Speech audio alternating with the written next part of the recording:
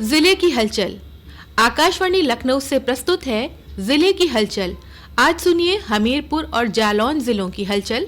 पहले सुनते हैं हमीरपुर जिले की हलचल। आलेख और स्वर है शिव कुमार सेठी का। जनपद हमीरपुर में फाइलेरिया के संचरण को नियंत्रित करने के लिए गत 10 फरवरी से संचालित कार्यक्रम का शुभारंभ नगर पालिका अध्यक्ष और सदर विधायक डॉक्टर मनोज कुमार प्रजापति ने दवा का सेवन कर किया। ये 25 फरवरी तक चलाया जाएगा। मुख्य चिकित्सा अधिकारी गीतम सिंह ने कहा कि फाइलेरिया क्लूरेक्स मच्छर के काटने से होने वाला एक संक्रामक रोग है। फाइलेरिया के संचरण के नियंत्रण के लिए प्रतिवर्ष सामूहिक दवा सेवन कराया जाता है। उन्होंने बताया कि मौजूदा समय में जिले में कुल 972 फाइलेरिया के मरीज हैं। गठित टीमें घर घर जाकर लोगों को अपने सामने दवा खिलाएंगी। जिला मलेरिया अधिकारी राजेंद्र कुमार यादव फाइलेरिया के विषय में महत्वपूर्ण जानकारी देते हुए कहते हैं कि जिसमें हमारी टीमें घर घर जाकर फाइलेरिया रोधी दवा, अल्बेंडाजोल और देसी गोली खिलाई जा रही। दवा खिलाने के बाद कोई भी प्रतिकूल प्रभाव होता है, जैसे हल्का बुखार आना, चकत्ते पड़ना, उल्टी होना, मितली आना, उसके लिए ब्लॉकों में RRT टीम गठित है। टीम के माध्यम से आप संपर्क कर सकते हैं और उसके लिए कंट्रोल रूम भी स्थापित है।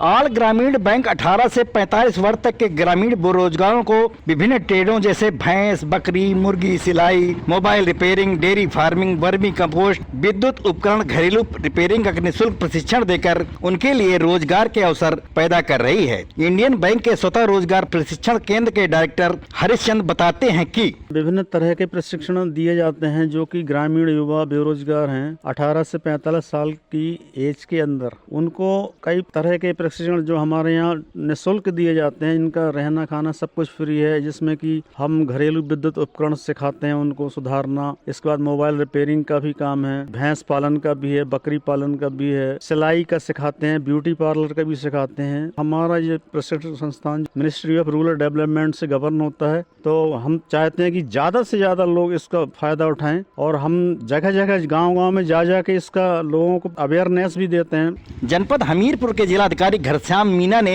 कार्यभार ग्रहण करने के बाद कार्य दिवस में प्रतिदिन जन सुनवाई कर शिकायतों को त्वरित निस्तारण कर शिकायतकर्ताओं को संतुष्ट कर रहे हैं। जनपद हमीरपुर के जिला चिकित्सालय में रेडियोलॉजिस्ट की कमी से जूझ रहे चिकित्सालय में 6 वर्ष के लिए रेडियोलॉजिस्ट की तैनाती की गई है। इससे मरीजों को अब निजी जांच केंद्रों में अल्ट्रासाउंड नहीं कराना पड़ेगा। रेडियोलॉजिस्ट डॉक्टर अरुण कुमार ने बताया कि अब मरीजों को अल्ट्रासाउंड संबंधी कोई समस्या नहीं होगी। जो जिम्मेदारी उन्हें मिली है उसका बखूबी निर्वहन करेंगे ताकि मरीजों को कोई समस्या न हो। चित्रकूट धाम मंडल के 4 जनपदों हमीरपुर, महोबा, बांदा, चित्रकूट की जेलों में अब गैर जनपदों से आने वाले खूंखार बंदी सामान्य बैरकों की जगह हाई सिक्योरिटी बैरकों में रखे जाएंगे, जिसके लिए शासन से 3 करोड़ 10 लाख की धनराशि अवमुक्त की है। बैरकों को बनाने की जिम्मेदारी Uttar Pradesh project corporation limited कार्यदायी संस्था को मिली है। संस्था ने बैरकों के बनाने का कार्य शुरू कर दिया है। जेलर KP चंदीला ने बताया कि हाई सिक्योरिटी बैरकों में 1 या 2 बंदी को शिफ्ट किया जाएगा।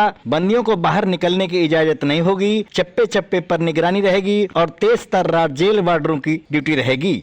हमीरपुर जिले की हलचल के बाद आइए सुनते हैं जालौन जिले की हलचल। आलेख है सुनीता सिंह का। जालौन जनपद के विकासखंड कोठौन में मुख्यमंत्री सहभागिता योजना के तहत प्रत्येक विकासखंड में 300 गाय गौपालकों को सौंपी गई। कार्यक्रम की अध्यक्षता उत्तर प्रदेश गौ सेवा आयोग के अध्यक्ष श्याम बिहारी गुप्ता ने की। उन्होंने बताया कि गौपालकों को सरकार द्वारा प्रतिदिन 50 रुपए की आर्थिक सहायता भी प्रदान की जाएगी। मुख्यमंत्री सहभागिता योजना का उद्देश्य प्रदेश में गौपालन को बढ़ावा देना और गौपालकों को आर्थिक रूप से सशक्त बनाना है। इस योजना के गायों की देखभाल और पालन से किसानों और ग्रामीणों की आय में वृद्धि होगी, साथ ही समाज में गौ सेवा को बढ़ावा देने में सहायक होगा। श्रमिकों के स्वास्थ्य और सामाजिक कल्याण को ध्यान में रखते हुए गंभीर बीमारी सहायता योजना लागू की गई है। इस योजना के तहत पंजीकृत श्रमिकों को गंभीर बीमारियों के इलाज में होने वाले खर्च की 100% प्रतिपूर्ति दी जाएगी। ये सुविधा उन श्रमिकों के लिए है जो आयुष्मान भारत, प्रधानमंत्री जन आरोग्य योजना और मुख्यमंत्री जन आरोग्य योजना से आच्छादित नहीं हैं।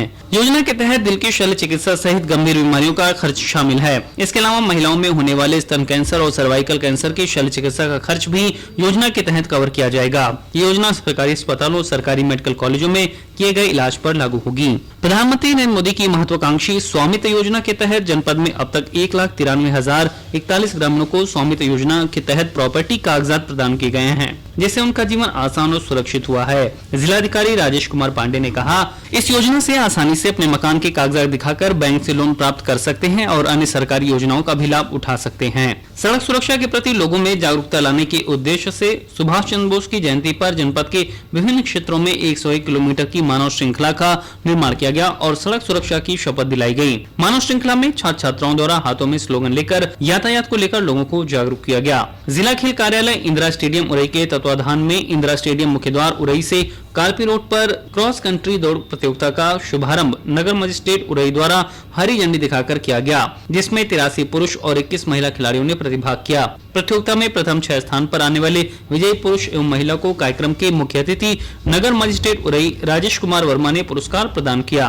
महाकुंभ मेला में जनपद से जाने वाले श्रद्धालुओं को जिलाधिकारी और पुलिस अधीक्षक ने रेलवे स्टेशन पर माला पहनाकर स्वागत किया और उनकी सुखद यात्रा की कामना की। रेलवे स्टेशन पर यात्रियों की सुविधा के लिए विशेष इंतजाम किए गए हैं। यात्रियों को किसी भी प्रकार की समस्या न हो, इसके लिए रेलवे और प्रशासनिक अधिकारियों को आवश्यक दिशा निर्देश दिए गए हैं। पुलिस अधीक्षक ने कहा कि कुंभ मेले में जाने वाले श्रद्धालुओं की सुरक्षा के लिए पर्याप्त पुलिस बल तैनात किया गया है। जिलाधिकारी के निर्देश पर खनन माफियाओं और बिना प्रपत्र परिवहन करने वालों के खिलाफ सख्त कार्रवाई की गई। संयुक्त टास्क फोर्स की टीम ने उप जिलाधिकारी कालपी, क्षेत्र अधिकारी और खनन अधिकारी के नेतृत्व में माफिया के खिलाफ सख्त कदम उठाए हैं। टास्क फोर्स ने छापेमारी करते हुए माफियाओं के खिलाफ FIR दर्ज करवाई। इसके साथ ही ओवरलोडिंग और बिना आवश्यक प्रपत्र के 15 ट्रकों को मौके पर ही बंद कर सीज कर दिया गया। जनपद जालौन की पुलिस ने नकली नोटों को लेकर बड़ी कामयाबी हासिल की है। जनपद जालौन के थाना कोठौंद और SOG सर्विलांस की संयुक्त टीम ने थाना कोठौंद क्षेत्र अंतर्गत ग्राम इटाहा कालपी के पास से अभियुक्त राहुल निषाद को जाली नोटों के साथ गिरफ्तार किया। अभियुक्त से पूछताछ एवं निशानदेही के आधार पर अन्य 6 अभियुक्तों को भी गिरफ्तार किया गया।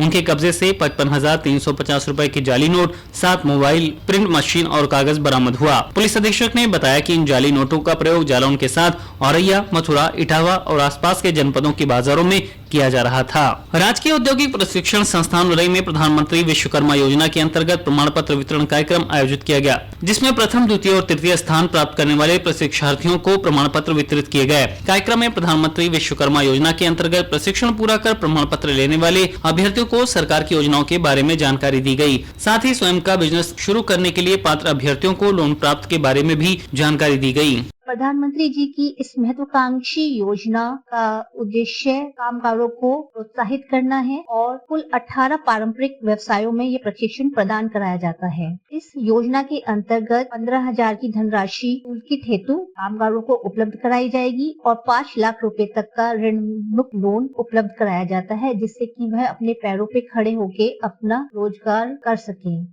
ये था आकाशवाणी लखनऊ के क्षेत्रीय समाचार एकांश द्वारा प्रस्तुत जिले की हलचल का आज का अंक।